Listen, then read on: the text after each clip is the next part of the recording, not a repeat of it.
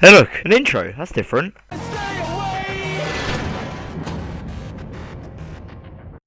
Devil May Cry, starring the acting talents of such stars as Lindsay Lohan, Dante McDifferent-Hair, and generic brown-haired androgynous girl whose storyline is about as good as any B-movie on the Sci-Fi Channel. Seriously, watch the Sci-Fi Channel and expect to see a lot of this. Wait a minute. This isn't my world. Disappointed! Breathtaking. Now that I'm done slagging off the Sci-Fi Channel, I should probably talk about this game I bought. It's called DMC. It's a sequel to the sequel of one of the hardest games ever made, surprisingly entitled Devil May Cry 3. But that was back in 2005, and today's 2013, so they got to reboot it. And do you know what a reboot means? Yeah, that's right, a rebranding and new hairstyle for Dante. Also dubstep. Lots of dubstep. The changing of the colour of the hair caused much controversy among fans, and even some threatening to boycott the entire game just because of a hairstyle. But I don't blame Capcom for changing the hair colour. I mean, all they were trying to do was make the main character look a bit more like me. Well, I guess there's only one thing for me to do now, and that's play the game. Right, here we go. Just gonna put that in there. Yep, okay, let's play!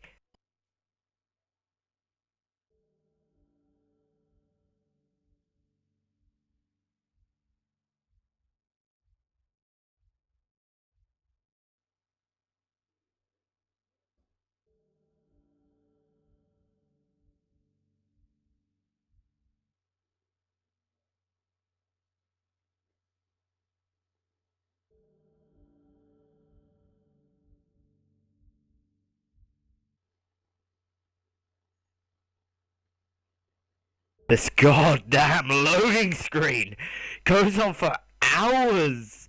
And it's just a looped video over and over again. Jesus Christ. Now, I know we're going to probably be saying, cool man, game needs to do what a game needs to do. Well, yes, but I'm sorry. This goes on for bloody ages. Just let me play the game. If you're thinking, hey, cool Mike, this is as bad as it's going to get. It's going to be fine. Wait until you see the other loading screen you get.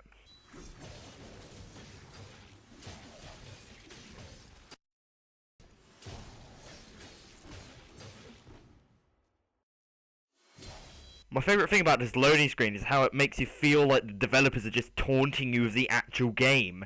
It's like they're saying, lol, look how fun our game is. Wouldn't it be cool if you're actually playing it?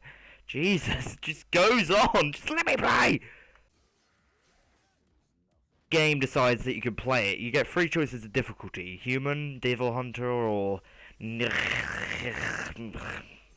naturally me, thinking I'm the best gamer in the world, went with the hardest difficulty, Nephilim, whatever that says. A choice that I immediately came to regret when it came to this part.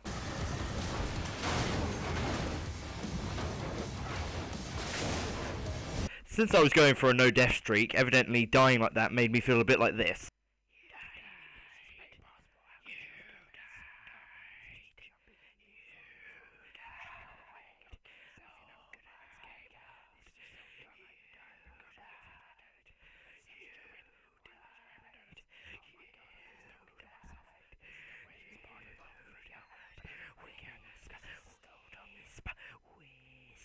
I soon regained sanity when I realised that actually falling off a cliff doesn't really kill you, it just removes a bit of your life.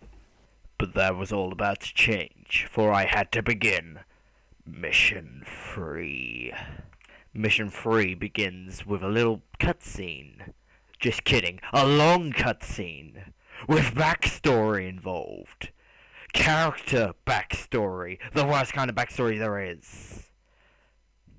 Wanted to put me on drugs. Said it would make me better. I hope they prescribed you pills for people with cliched backstories, because I'll tell you now, and I'll tell you firmly, those are what you need. Oh, but then the gameplay starts. Suddenly you're just walking along a hallway. You try all the buttons, but you can't do anything. Just walk. Seriously, that's what you do for the next, I don't know, 2 minutes. Probably even longer, felt like ages. But you can't do anything. All you could do is just hear and feel the horrible, horrible backstory for this woman. And it just reeks your brains and just destroys your soul and makes you want to cry. Here's the problem I have with this part. It is literally 5 minutes of just cutscenes and walking around not doing anything. And just to specify, this is the only time in the entire game this happens. I mean, what's so special about this mission anyway? I mean, I'm sorry, I know story's key, but who cares? Who cares? Why didn't they just gone, "Hey Dante, I'm no demon hunter, but that slum factory looks pretty suspicious. We should go and check it out for any demons or something." Hey, I guess you're right, random woman who has a really boring storyline. We should probably go and check this slum factory out. Looks pretty creepy. Wow. In one cutscene! Why do I have to go through 2 minutes of just not doing anything, then have like 500 different cutscenes just to get to play the game? Seriously, I could have thought of a ton of cool things I could have done. I could have blown up the whole thing in 2 minutes. Okay, I'm sorry. Rant over. It's just the game really pissed me off. Before I go, I should probably talk about one more thing that really confused me in Devil May Cry. And those are called Argent Keys. What are Argent Keys, you ask? Well, Argent Keys are kind of like huge keys that you'll find throughout the game. They're damn hard to miss, and you normally have to do some kind of ridiculous puzzle to get to them. But the thing is, when Dante finally manages to somehow break physics and fit them in his pocket, they unlock these Argent Doors. What are Argent Doors? They're the way to reach these secret levels that the developers put in to really piss me off. I'll show you why. Last run, I promise. Last run. Now, you probably can't tell, but this is the secret mission that I spent so much time trying to reach. It doesn't look that bad, but trust me, it's damn near impossible to complete. What do you have to do, you ask? Well, you see these green circles that are shrinking at light speed? Well, you have to somehow get these enemies to stand in there to deal any damage. The only problem is, this would be an easy feat if Dante didn't move every time his massive laser sword, whatever it is. The worst bit is that these enemies aren't even easy to kill. They take a ton of hits, and I can only hit them in these tiny little squares. Circles! For God's sake! Anyway, I probably shouldn't be complaining, because this is only one out of like 5 billion other secret levels there are, which means I have to spend a lot of Argent Keys. And Argent Keys are hard to come by in this economy. It's a very difficult world out there, Argent Keys. Well, I guess there's only one thing I can do. See you later, mini-game. In conclusion, Devil May Cry is a strange beast. It's kind of like an emotional roller coaster. I was excited in some bits, and I was frustrated in others. But on the end of the day, it was a pretty good game. I didn't really mind that they changed his hair. I didn't like it in the first place. And most of all, I think people were distracted by that fact. It doesn't really change his character. He's still the same Dante. Well done, whoever made this game. Well done, Capcom. Did a good job. For this, I'll probably rate it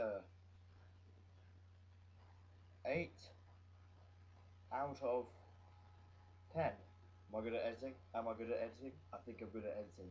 So, I'll be leaving now.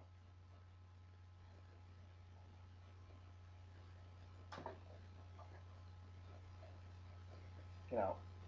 Go away. Don't want you here anymore. I can't point in the camera.